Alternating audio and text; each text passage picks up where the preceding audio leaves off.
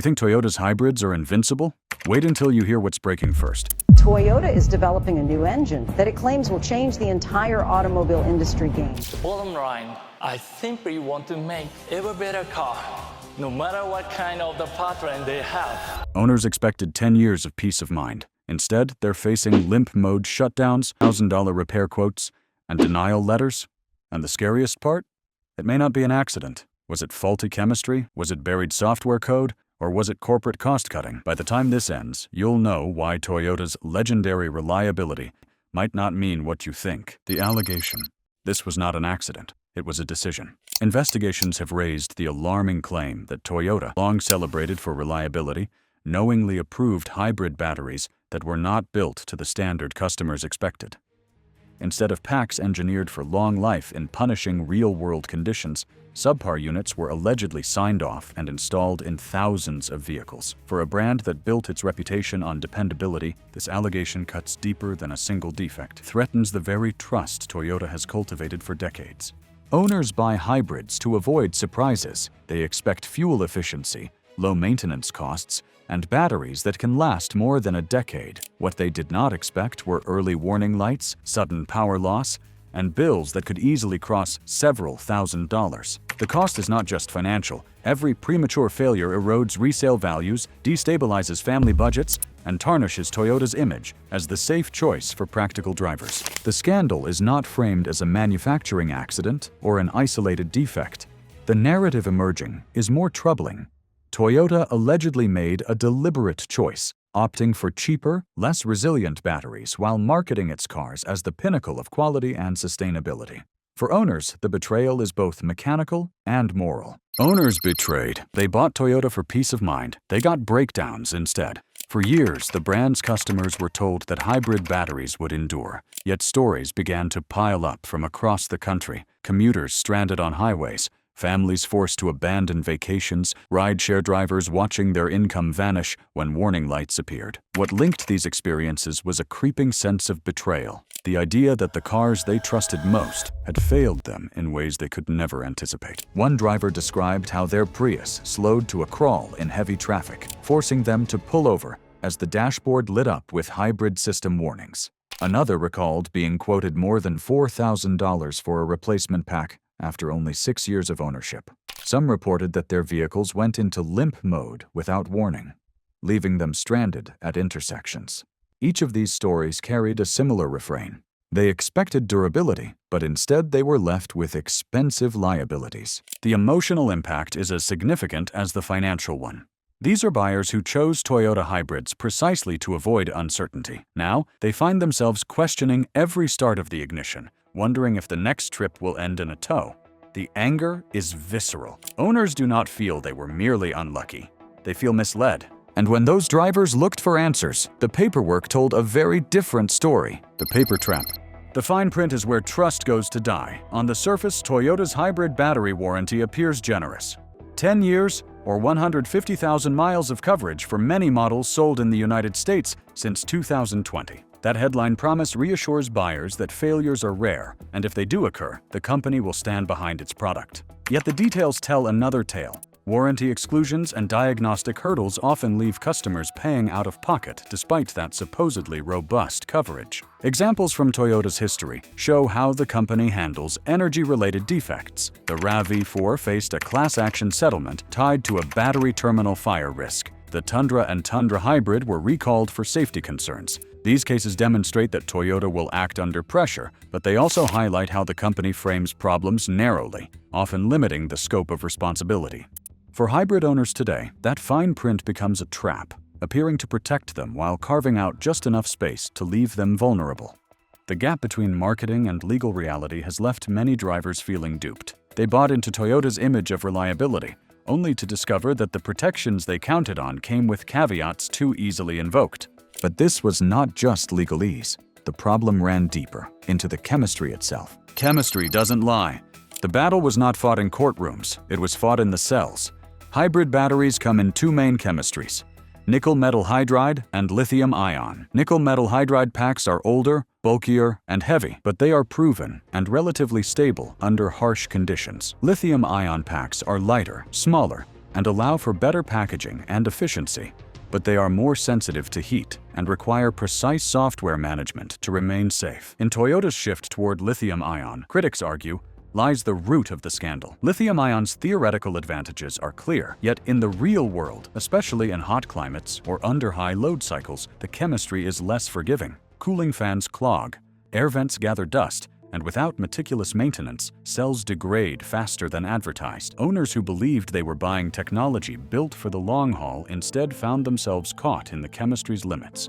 The technician community has long warned that lithium-ion packs in hybrids may not replicate the long life of nickel metal hydride units without near-perfect conditions. That trade-off, lower weight and higher efficiency at the cost of durability, may explain why so many failures cluster in hotter regions and among higher-mileage drivers.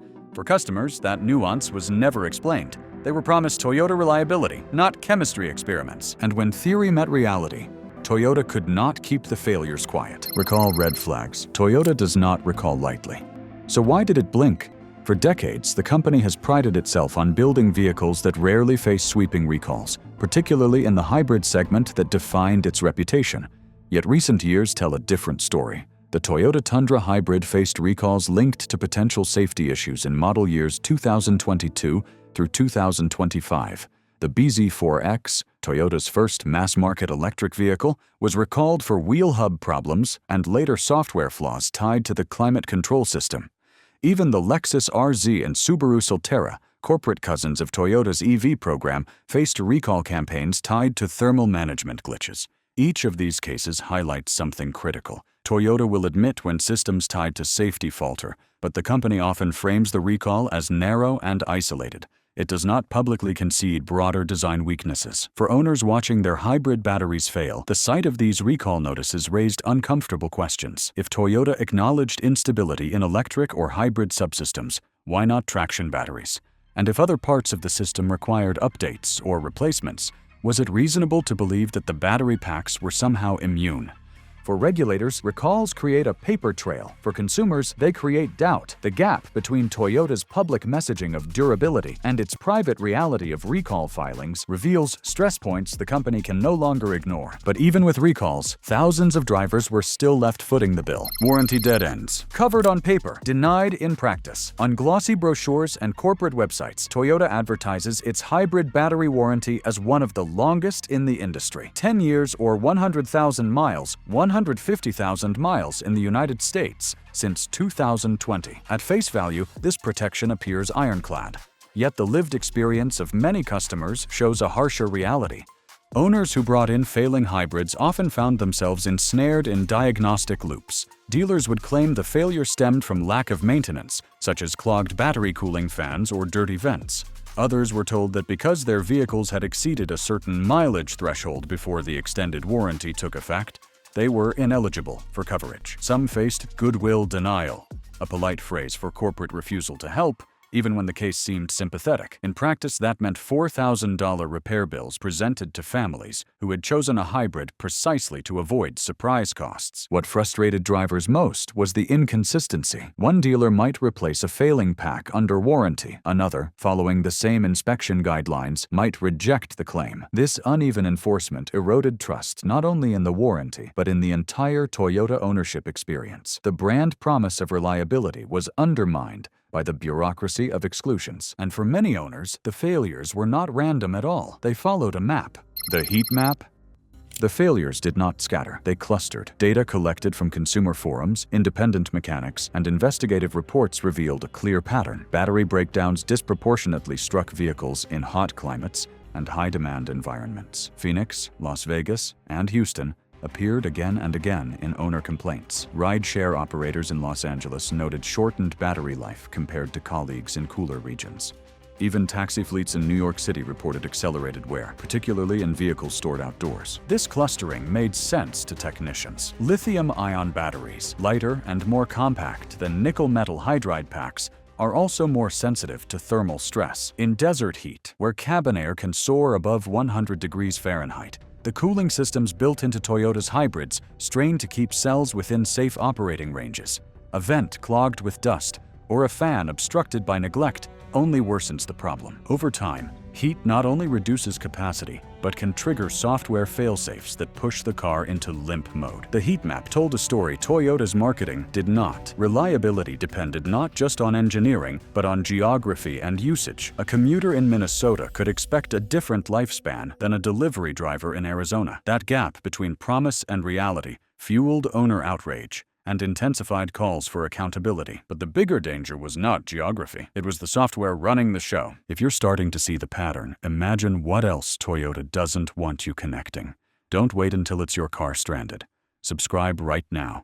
Every week, we dig deeper, expose more, and give you the knowledge that protects your wallet and safety. Hit that button and stay one step ahead. Silent software sabotage. One line of code can cost you thousands. Inside every modern Toyota hybrid lies a battery management system, or BMS, that constantly monitors voltage, temperature, and charge states. When it senses a risk of overheating or imbalance, it acts swiftly, sometimes too swiftly, for the owner's wallet. A single misread sensor or an overly cautious algorithm can trip the system into shutting down usable capacity, reducing range, or locking the vehicle into limp mode. For drivers, the outcome feels like a catastrophic failure. The car slows, dashboard warnings appear, and a dealership diagnosis often concludes with a recommendation for partial or complete battery replacement. In reality, the cells may still hold usable life, but the software refuses to release it. That protective logic is meant to prevent fires or catastrophic breakdowns, yet in practice, it turns minor irregularities into major repair bills. Owners report that after software-triggered shutdowns, some vehicles never return to normal performance even after resets. The system's memory of instability persisted, forcing replacements sooner than expected. Independent shops argue that firmware patches or recalibrations could often extend the life of these packs. But Toyota rarely grants such options. The perception that the software was sabotaging drivers, intentionally or not, became a rallying cry. Customers no longer believed they were simply unlucky. They believed they were trapped by a system designed to protect Toyota first and the owner second. And when the shutdowns multiplied, owners stopped complaining. They started organizing. From anger to action, forums became spreadsheets. Spreadsheets became lawsuits. At first, Toyota hybrid owners took to online communities to vent their frustrations. Complaint threads grew into pages of personal accounts describing sudden battery failures, repair invoices that stretched into the thousands, and inconsistent warranty responses. What began as scattered voices soon took on structure. Enthusiasts and data-driven drivers started collecting reports, cataloging vehicle identification numbers, climates, mileage, and the nature of failures. These grassroots spreadsheets, often hosted on community forums or circulated through social media groups, created the first clear evidence of a pattern. Owners were no longer just unlucky individuals. They were part of a collective dataset showing that Toyota's hybrid battery failures were not isolated. Some of these community projects became so detailed that attorneys began citing them as preliminary evidence in class action filings. Soon, law firms specializing in automotive defects launched investigations. Owners signed on, submitting repair invoices and correspondence with dealers. The narrative shifted from personal disappointment to corporate accountability. A problem once confined to internet message boards had now entered the legal system. Toyota's aura of invincibility was cracked, and the company could no longer dismiss complaints as noise. And that is when regulators were forced to step in. Regulators on the clock? Safety is not a feeling, it is a file number. In the United States, the National Highway Traffic Safety Administration, or NHTSA, becomes involved when a pattern of failures suggests a potential safety risk. For hybrid batteries, the line between inconvenience and safety concern is thin. A car that loses propulsion in traffic may not cause an immediate fire, but it can create a dangerous situation on the road. The NHTSA process begins with consumer complaints logged in its public database. If enough complaints cluster around a common defect, the agency opens a preliminary evaluation. This stage involves gathering data from automakers, reviewing warranty claims, and analyzing technical service bulletins. If the evidence points to systemic risk, the agency escalates to an engineering analysis. At this stage, automakers face pressure to disclose testing records, supplier communications, and failure rate projections. Only then does NHTSA decide whether a recall is warranted. For Toyota, the opening of any such investigation signals a credibility crisis. Regulators are not swayed by marketing promises or brand image. They respond to numbers, failure clusters, and engineering data. Once NHTSA steps in, a problem that could be dismissed as rare becomes a matter of public record. But the loudest warnings did not come from Washington. They came from the garage floor. The technician's truth. A decade with hybrids teaches you one law: heat always wins. Independent technicians and dealership veterans alike began sounding alarms long before lawsuits gained traction. They knew from experience that Toyota's nickel metal hydride batteries could endure for more than 10 years with basic maintenance. Lithium-ion packs, however, required immaculate cooling and careful charge management. Technicians reported clogged intake filters, dusty fans, and vehicles stored in scorching climates with minimal airflow. In many cases, owners were unaware that their hybrids even had serviceable battery cooling systems. When these components failed, the cells degraded faster, and the software flagged the pack as unsafe. The technician's frustration came from seeing preventable issues escalate into multi-thousand-dollar replacements. Some mechanics began documenting failures on video, posting tutorials that showed clogged vents, overheating modules,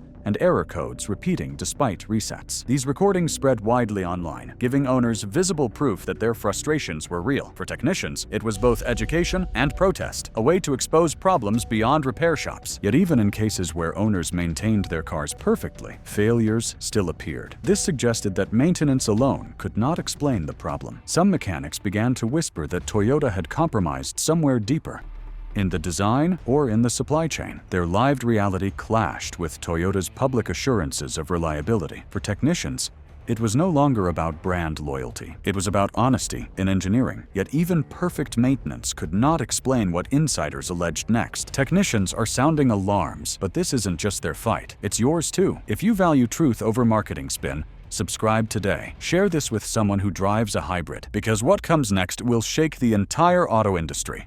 You don't want to hear it secondhand. Stay with us. Stay informed. The cost cut allegation. When margins get thin, corners get cut. As competition in the hybrid and electric market intensified, industry insiders alleged that Toyota began sourcing lower specification battery modules to save costs. According to whispers from supplier networks, some packs may have used components optimized for weight and efficiency, but not for long-term durability in high-temperature conditions.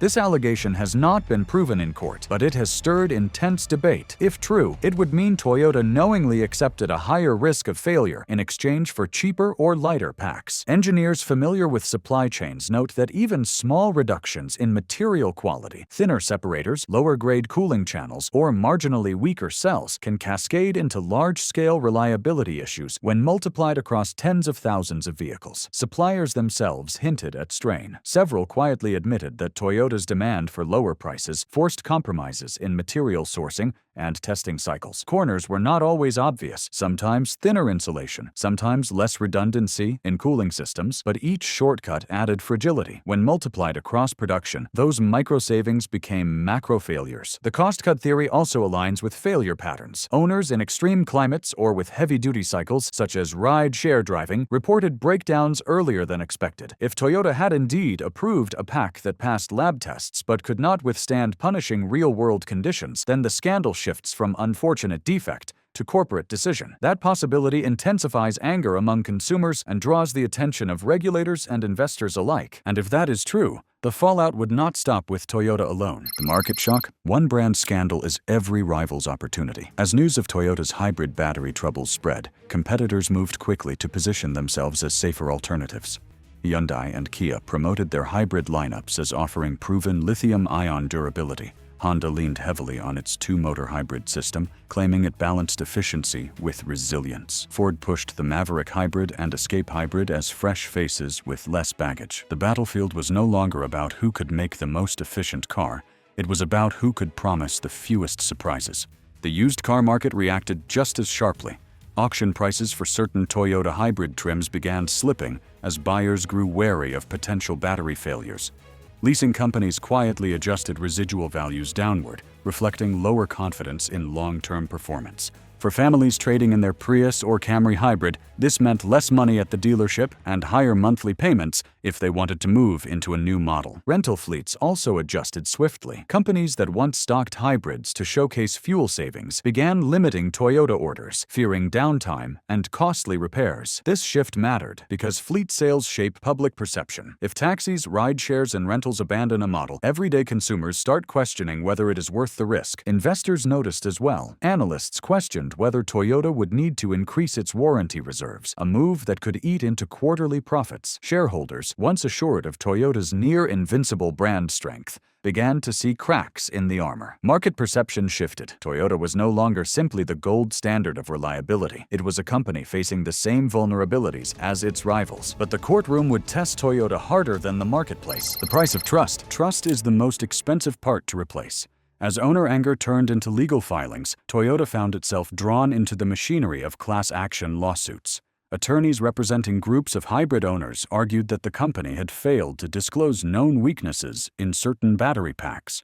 The goal was not only financial compensation, but corporate accountability. Faced with mounting pressure, Toyota had limited options. One path was settlement, offering reimbursements for past repairs and extensions of warranty coverage. Another was to fight in court, risking damaging disclosures about internal communications and supplier decisions. The RAV4 battery terminal settlement from previous years served as a warning. When a pattern of defect is documented, Toyota eventually yields. Behind the scenes, insurers and leasing companies also began pressing Toyota for clarity. If hybrid batteries failed earlier than promised, actuarial models collapsed, leaving insurers exposed to higher claims and residual losses. This secondary wave of financial pressure ensured that Toyota's battle was not only with consumers, but with institutions too. Beyond the financial cost lay the reputational wound. Toyota's brand is built on dependability. A courtroom defeat or large-scale settlement erodes that image far faster than a recall. Every press release, every news headline would remind customers that Toyota hybrids were no longer above suspicion.